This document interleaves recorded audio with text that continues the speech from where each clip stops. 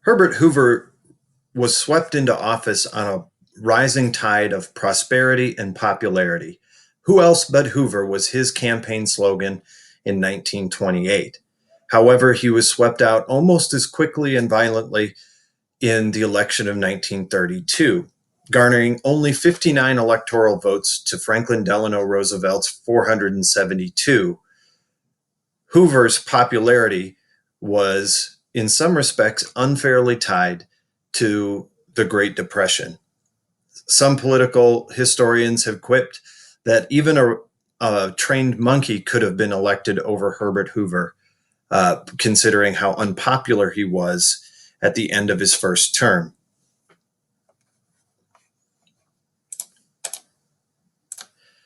Into office strode Franklin Delano Roosevelt, who, as governor of New York, had demonstrated a support for the forgotten man. He increased state spending to relieve human suffering and frequently touted the idea that money and not humanity were expendable resources. This led many in New York's upper crust to claim that Roosevelt was a traitor to his own class. Roosevelt denounced money changers who brought about the calamity of the Great Depression. He was inaugurated on March 4th, 1933, and he gave his speech with the famous lines that America has nothing to fear except fear itself. Americans were relieved to have a man of bold and decisive action. We are going to be looking at the first 100 days of Roosevelt's presidency, in which he took unprecedented actions to bring about the relief, recovery, and reform in an effort to end the Great Depression. In this particular lesson, we will look at the first major element, relief, as well as some examples of recovery. It's important to note that Roosevelt couldn't act alone, and that much of this legislation was passed by what is known as the 100 Days Congress, a staunchly Democratic Congress that helped support Roosevelt and his policies for bringing America a New Deal. It's also important to note that any given action by the Roosevelt administration or by Congress could fall into multiple categories of relief, recovery, and reform. So a law that was aimed at relief could also bring about a greater amount of reform or recovery as well.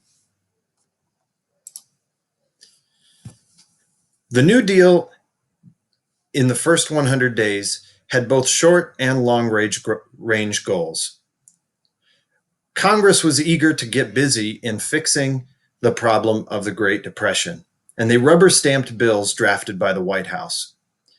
Roosevelt's must-have legislation gave him extraordinary blank check powers. In fact, Congress turned over legislative powers to the president in a number of cases as well that we'll be talking about.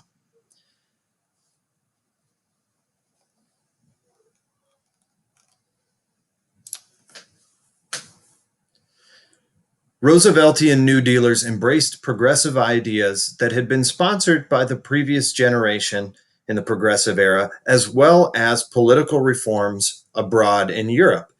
Some of the critics in the United States would label New Deal policies as socialist or even tyrannical.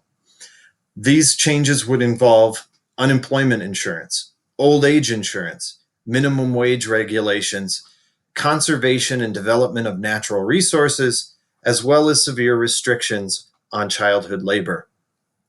Roosevelt's administration would also experiment with planned economic systems such as the Tennessee Valley Authority. We'll talk about these items, each in their own turn, in both the lecture today and next time. The first major relief that Roosevelt accomplished in his first 100 days aimed at relieving America's financial institutions. Specifically, the US banks. Now, immediately upon taking office, Roosevelt declared a bank holiday, closing all American banks for about a week. The Emergency Banking Relief Act of 1933 gave Roosevelt the power to regulate banks and transactions, especially those foreign exchange banks, and to permit the president to open banks once they had retained solvency, or once they had shown that they were not going to be able to collapse. The most important piece of banking legislation passed under the New Deal was the Glass-Steagall Banking Reform Act. In this particular case, it created the Federal Deposit Insurance Corporation, or the FDIC. If you've ever been inside of a bank in your life, when you walk in, you might see a small brass or gold placard that says FDIC. This is the government corporation that insures banks and makes sure that the average person's investments in savings within a bank are protected should something happen to that bank's financial solvency. So in Roosevelt's day, deposits in banks were insured up to $5,000. Today, the FDIC insures savings within banks up to about $250,000. So no matter what happens to a bank, your savings or deposits within that bank up to that maximum threshold are protected should something go south with that particular institution. This really ends the long tradition of bank failures dating back to the wildcat banks of Andrew Jackson's day. Here we can see a bar graph of just how common bank failures were through the Great Depression and the impact the FDIC had on protecting those banks, which were responsible for protecting the savings and financial security of millions of Americans. Now, banks can only be effective if people trust the bank to take care of their money. And in order to tout these new banking regulations and to demonstrate to the American people that banks were once again safe to use, President Roosevelt, always a master of the media, initiated his famous fireside chats. Over the course of his presidency, the president would give 30 of such addresses, which were aimed to persuade Americans that their money was once again safe in U.S. banks as opposed to under their mattresses. Here we can see the president chatting with reporters. This really was one of those things that Roosevelt mastered as a modern president, was the wide sale and use of media in order to deliver his messages. Now, of course, in Roosevelt's day, the primary form of media was going to be the radio. The next banking reform aimed at relieving the American economy was the establishment of a managed currency. Now, Roosevelt's idea for a managed currency included increased levels of inflation. Now, we've talked about inflation as a contentious issue, and you are already aware of the harm of an inflated currency. If the value of a currency becomes too inflated, that currency is basically worthless. But we have to remember that there is a certain level of inflation that can be helpful, because people need cash, or they need money, specifically cash, in order to engage in the economy. If there's not enough currency in the circulation, the economy can also experience severe problems. So the way that Roosevelt planned to infuse the nation with more cash was through a gold buying plan. What he did was he instructed the Treasury to purchase gold at increasing prices. So rather than going with the fair market value of gold at $21 an ounce, the Treasury Department started buying gold bonds up at a premium price of $35 an ounce. That price was so high that it would actually stay at $35 for the next 4 decades. Roosevelt ordered all private holdings of gold to be surrendered to the U.S. Treasury in exchange for paper currency. Now, what we have here is a president aimed at making reforms that will relieve the U.S. economy. But we also have here someone that is taking some unprecedented steps in challenging American liberty. To be told that you have to, by law, change over your currency from a hard currency that you know has historically held its value for a paper currency in the midst of a depression is an extreme example of government power. So Roosevelt orders all private holdings of gold to be surrendered to the Treasury, and then he takes the nation off of the gold standard, which means, in essence, that the government now has a monopoly on the nation's gold reserves. Congress issues a cancellation of all payments that had been contracted in gold and instead replaces that with the payment of paper currency. And this is especially scary for our trade partners who recognize, in one hand, what we're trying to accomplish is the stabilization of our economy, but on the other hand, would prefer to be paid in a traditional and clearly safe method of gold transfer. Now, this scheme will go on pretty much unchallenged until 1934, when Roosevelt permits Congress to resume paying foreign debts with a limited supply of gold. But the United States will never again circulate gold coins or gold-backed coins. Today, gold coins are a collector's item.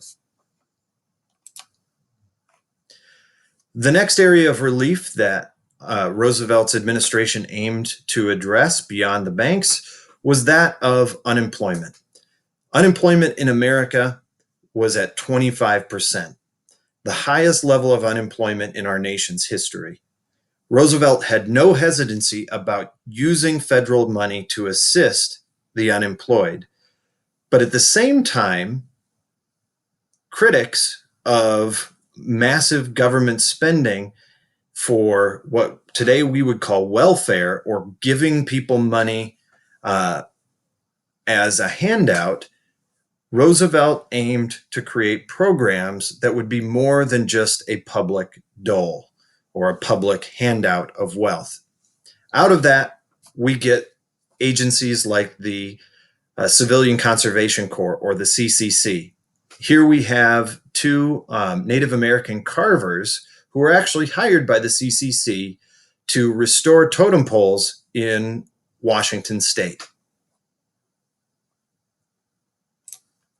So the CCC, or the Civilian Conservation Corps, provided 3 million jobs to men who were willing to work in our nation's parks in some kind of conservation capacity, whether that was through fighting fires in our nation's forests, or working towards flood control or swamp drainage.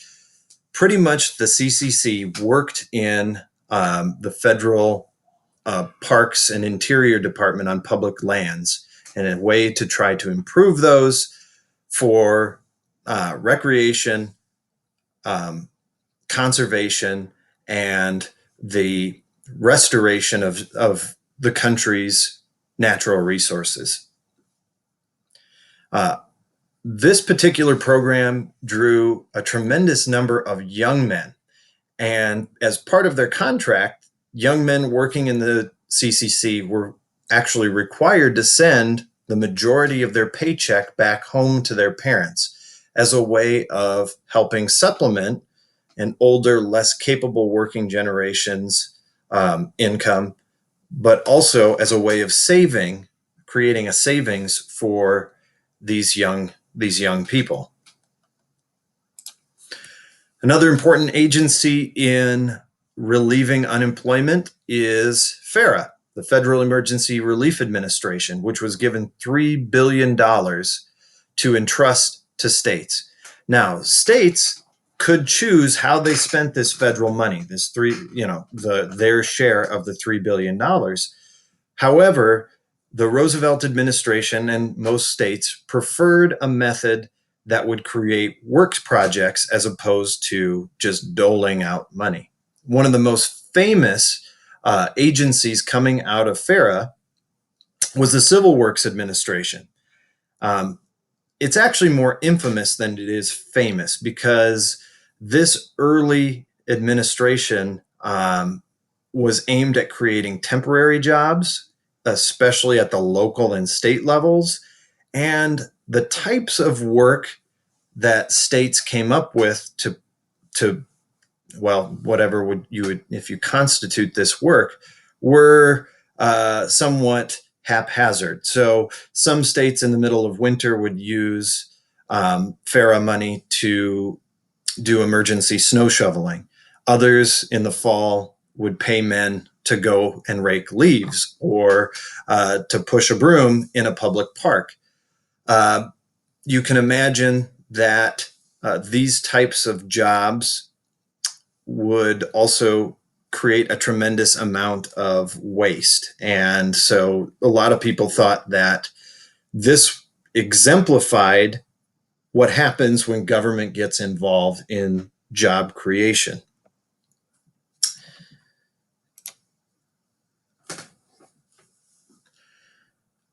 Beyond unemployment, the government aimed to relieve special groups, especially homeowners. Farmers and homeowners had been incredibly harmed by the Great Depression. As many as, I think, 1 in 4 farms were sold into foreclosure throughout this whole process, and countless numbers of homes had been repossessed by banks as well when people were unable to pay their mortgages. So groups like the Agricultural Adjustment Agency and the Homeowners Loan Corporation created mortgage relief by bailing out homeowners, farm owners, and also this creates another leg of stability for American financial institutions that aren't in the business of real estate. They don't want foreclosed homes. They don't want foreclosed farms. What they want is assurance that those mortgages are going to be paid. So through this mortgage assistance, people are able to keep their homes, and lending institutions like banks are able to bring in money, pay their bills, and keep the flow of cash going. There is also a political consequence of mortgage assistance, and that is that through the Agricultural Adjustment Act and the Homeowners Loan Corporation, Roosevelt created a whole generation of Democrats, people loyal to the Democratic Party, because their home was spared through such legislation. Now, down the road, we're going to talk about whether or not the New Deal actually accomplished its purpose in alleviating the Great Depression. These first steps at relief and recovery were just that. They were first steps, and there's a long ways left to go as Roosevelt comes to the end of his first 100 days. But just to demonstrate how desperate things were in the United States, the fact that Roosevelt is taking unprecedented progressive action has to be balanced with the fact that there were people more radical than Roosevelt in American society. And these demagogues, these people that were playing off American fears and frustrations and making a name for themselves, criticizing the president and his programs, really reflect the threat that that American society faced in a charismatic, power-hungry leader coming to power and using their power to create tyranny. Now, I am, of course, very conscious that this is exactly what happened in Nazi Germany. But there were people within American society as well that were trying to do basically the same thing that Adolf Hitler did, which was feed off of fear and frustration to get a name for themselves. These folks were oftentimes nicknamed microphone messiahs. For example, Father Charles Coughlin, a Catholic priest who began broadcasting a radio show in 1930, which he said was about social justice. And really what it became was this angry tirade against what he dubbed as anti-American institutions, whether it was immigrants, Jews, the federal government. But Coughlin and his fiery addresses were listened to by a tremendous number of Americans. Over 40 million Americans listened to Coughlin's radio show on a weekly basis. Dr. Francis Townsend also made a name for himself as a radio politician who promised Americans that if he were ever to be elected into office, that he would pay each American over the age of 60 $200 a month. And then probably the most politically powerful individual, someone that actually held public office and used their position and demagoguery to gain votes and political support, was a senator from New Orleans, Senator Huey P. Long, that promised Americans to make every man a king, and through giving each family $5,000 is the message that Kingfish Long used. The fear of him becoming a fascist dictator was only ended by an assassination in 1935. And so there are these people that hold real weight, social weight and political weight in America, that are making names for themselves as a result of the desperation and demand by the American people that someone does something.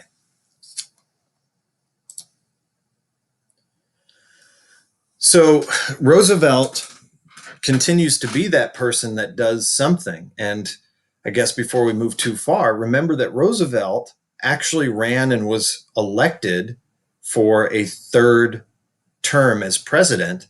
And very quickly, Congress turns around and amends the Constitution to constitutionally limit a president to 2 terms, because if not for Roosevelt's failing health, would he have become a lifelong president? Would he have become someone that would continue to hold office for an undetermined number of terms?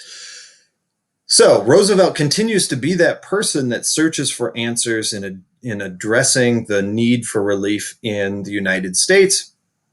And we get the Works Progress Administration. This is one of the larger public works programs out of the New Deal. It spends $11 billion to create thousands of public buildings and bridges and hard surfaced roads.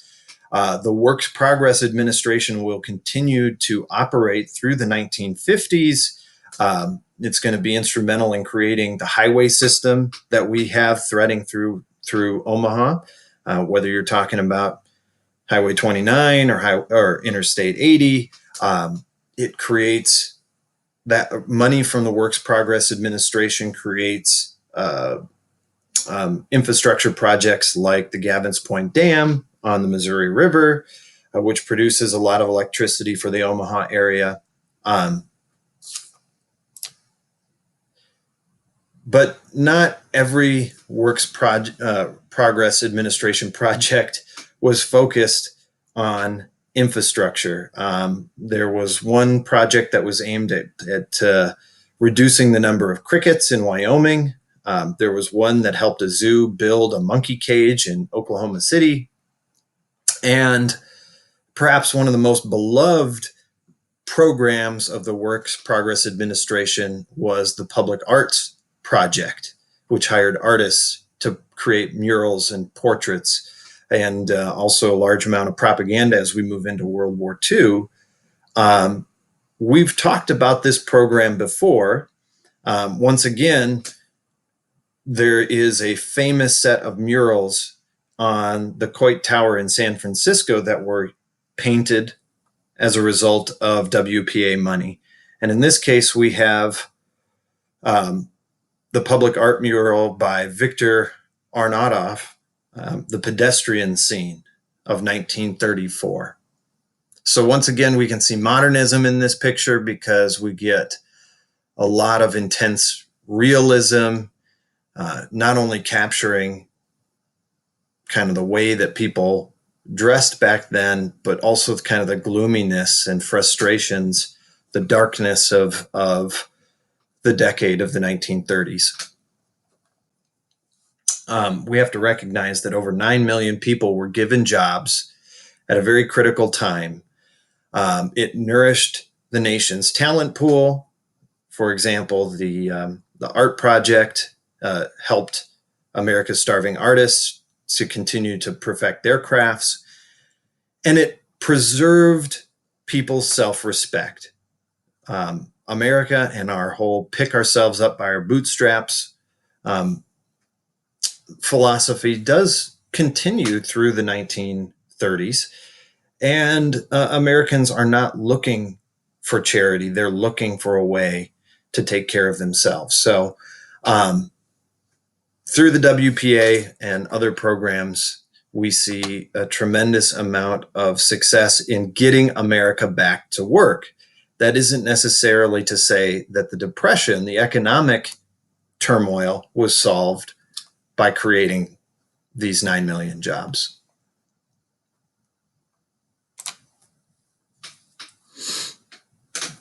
The most versatile and, I would say, powerful New Deal agency was the National Recovery Administration, the NRA, not to be confused with the National Rifle Association. Okay, the NRA that we're going to be talking about exclusively through this lecture is the National Recovery Administration. And when I say it was versatile and powerful, it's because the NRA was given the power, again, running back to something I said earlier, Congress actually defers the power to make laws over to the executive branch through the passage of the NRA to create laws designed to assist industry, labor, and to reduce unemployment. Okay, so it's a blank check for the NRA to troubleshoot. And Roosevelt, big fan of sports, particularly football, talked about being a quarterback whose next play depends upon the success of the previous play. So having flexibility is important. Having the power to kind of act when necessary is an important skill for effective leaders. However, we have to remember the United States was created as a limited government. We have a system of checks and balances that slows things down and intentionally makes things inefficient, because efficiency can lead to tyranny. And eventually the Supreme Court puts the kibosh on the NRA as they aim to address labor, production, and unemployment. But while it's in existence, the NRA creates a limit to the number of hours a person can work in a full-time job. Now, why would you limit the number of hours a person can work if we're in the midst of a depression and people are searching for work? The answer to that, I'm hoping, is obvious. If it's not, the answer to that is by creating a full-time position and limiting the number of hours that person works, you create the opportunity for another person to work as well. So you're creating more jobs by limiting the number of hours a laborer is laboring. A minimum wage is instituted by the NRA. And again, no amount of work is going to fix the economy unless the consumer class, the laboring class, those that are going to make a wage, have enough money then to not only take care of their needs, but then to invest in purchasing goods for their lives. And again, money is the fuel of the economic system. So people need to have a decent wage so they can go and buy new stuff. And that new stuff will again create more jobs, and more jobs will create more wealth, and so on and so forth. So the NRA and its regulations are very valuable, but the Supreme Court, in a famous Supreme Court ruling, Schechter, also known as the sick chicken case, rules that Congress cannot give over, not even voluntarily hand over its legislative powers to the executive branch. The Constitution does not permit that kind of activity, and so they declare the NRA as unconstitutional. On top of that, it tells Congress to back off controlling local business, because local business is an intrastate issue. The Constitution only allows Congress to control interstate commerce. And so this is kind of a conservative pushback against the more progressive approaches that the Roosevelt administration and the 100 Days Congress had been implementing.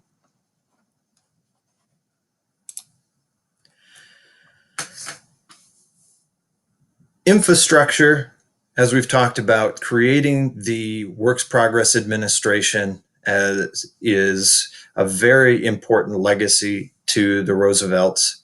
And the Public Works Administration is going to add to American infrastructure and create new publicly run institutions, particularly highways, parks, public buildings, as well as renewable energy sources of hydroelectricity.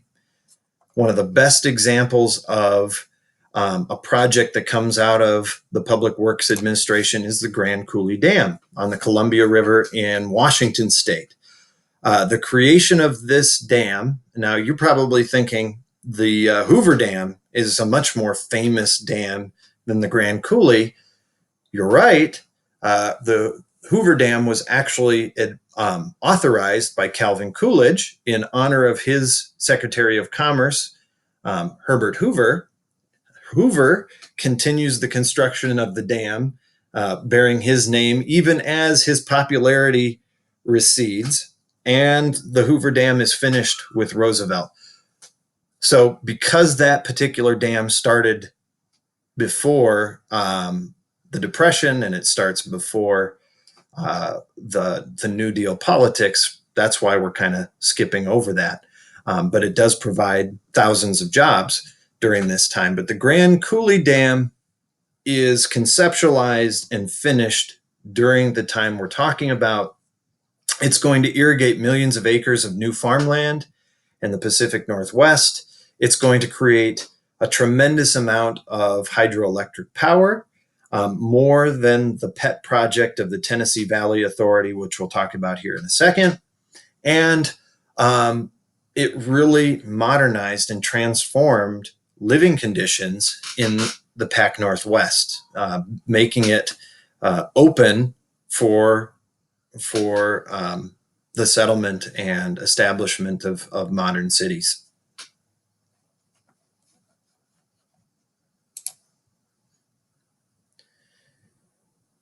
Another progressive step towards relief was the legalization of light wine and beer.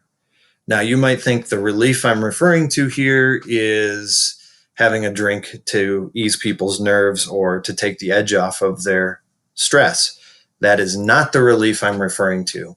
The writing was on the wall for prohibition. It had been a grand but failed experiment. The speakeasies, the organized crime, and pretty much the continued consumption of alcohol across America demonstrated that this project was going nowhere. But most harmfully, as now a black market, alcohol was untaxed.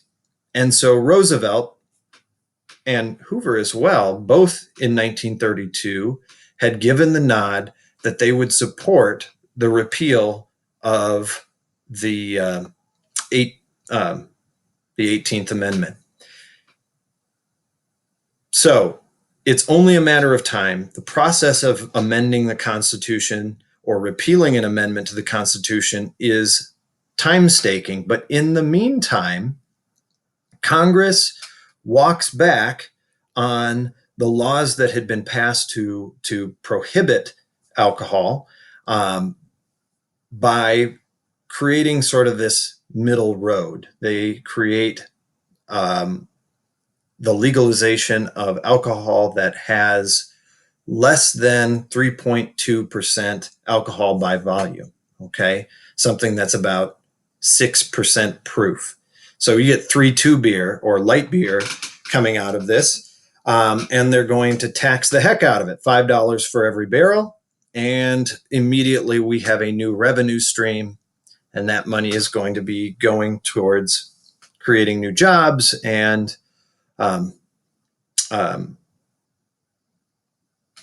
pushing the economy.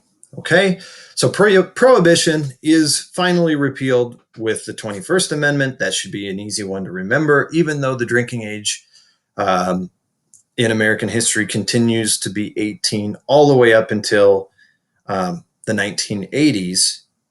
Today, the drinking age is 21.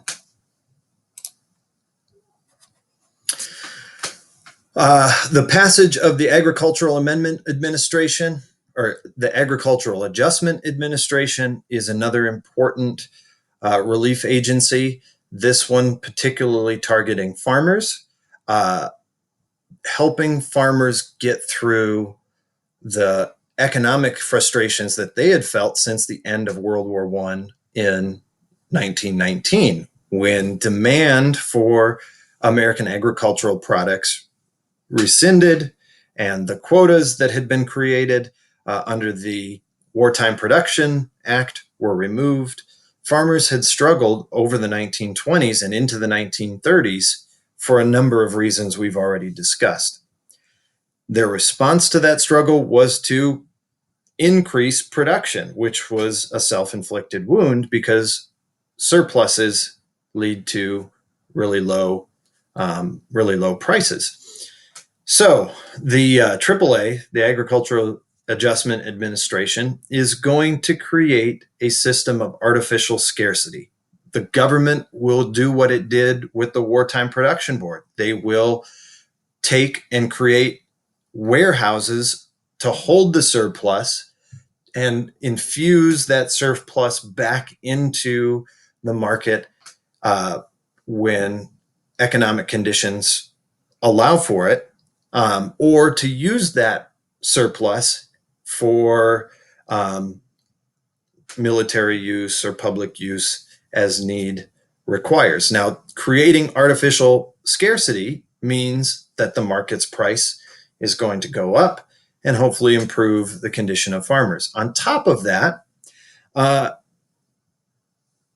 AAA is going to create parity prices. So rather than letting the market dictate what the price of grain is going to be, they choose a number that is closer to the price that farmers were receiving prior to the end of World War I.